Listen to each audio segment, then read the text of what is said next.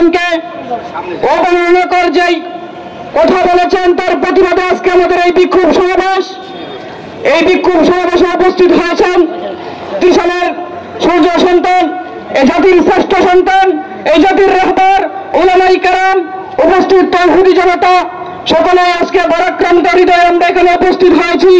আমরা আজকে পরিষ্কার ভাষায় এই সমাবেশ থেকে বলে দিতে চাই, বিগত সময়ে ভারতের মুসলমানের উপর আক্রমণ হয়েছে, বিশ্বনবীকে অবমাননা করার কথা হয়েছে, আজকে আবারও ভারত এই মেতে উঠেছে। ভারত আমাদেরকে উস্কানি দিতে চাই, ভারত উস্কানি নিয়ে আমাদেরকে একটা বিভ্রান্ত করতে চাই।